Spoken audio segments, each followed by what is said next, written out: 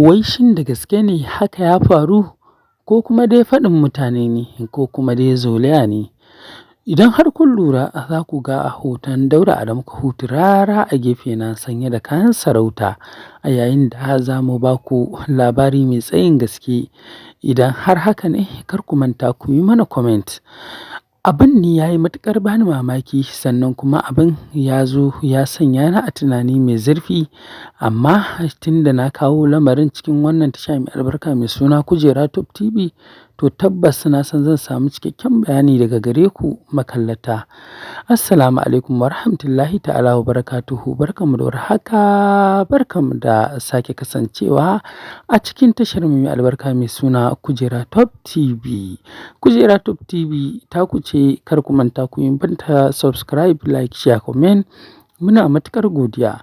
To alhamdulillah, kamar yadda kuka ji ina fara bayani na dalla-dalla, to a yanzu za mu shiga asalin gundarin labarin tare da bayyana muku abin da ya bani mamaki. Wai shin dama ashe haka ne ya faru? Mataki-mataki ne abin lamarin nasu, ko kuma dama tsallan baɗake ne?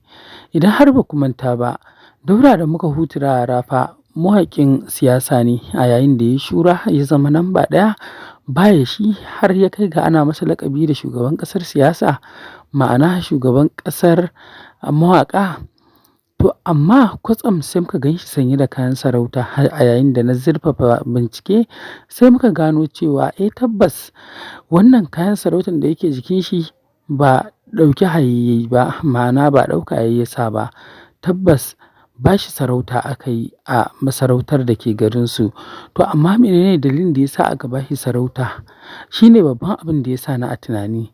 Shin ko dan an ba shi dakta ne, an ƙwace shi ya sa su ma suka yi zuciya suka ɗauki sarauta suka ba shi, saboda kar a yi mai dariya, ko kuma saboda a toshe tunanin mutane? Idan har ba ku manta ba, a kwanakin baya an yi wani gagarumin biki a yayin da aka ba shi honoring doctor, ma'ana American European University ta yi convocation har ta kai ga ta ba shi dakta. Har mutane suka fito suna ta raɗe-raɗin cewa mutumin da bai yi firamare ba, balantana secondary school, ko kuma a yi ambaci jami'a, har ya kai ga an ba shi dakta. Shin ko waƙar tasa ce ta kai sa, ko kuma kuɗinsa ne? An sha cece-kuce da dama a yayin da aka zo aka ƙwace wannan dakta ɗin da aka ba da, ba ma na shi kaɗai ba, na dukkan mutanen da suka halarci wannan taro na convocation, har aka kai ga an musu matakin dakta. To amma daga bayan wannan lokacin kwatsam kawai sai muka ji an yi masa sarkin waƙar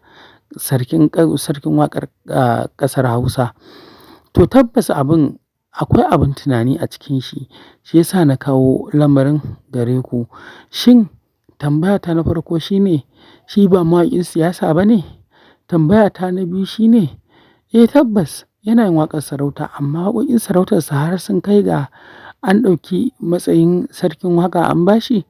Sannan tambaya ta uku shine, menene dalilin da ya sa aka ba shi sarkin waƙar ƙasar Hausa, bayan cewa shi mawaƙin siyasa ne, wanda ya shura a ciki kuma ya zama na daban, haka zalika ya zama na musamman?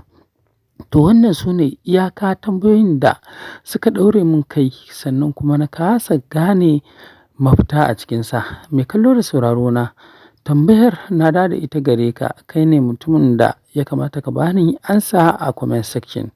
Sannan kar ka manta ka yi mana subscribe, domin akwai bayanai sosai da sosai a bidiyon na gaba tare da abubuwan al'ajabi.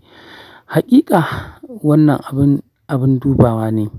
Duka-duka a nan nake ce muku, kar ku manta ku yi mana subscribe, ku yi mana like, ku yi mana share. Muna matuƙar godiya.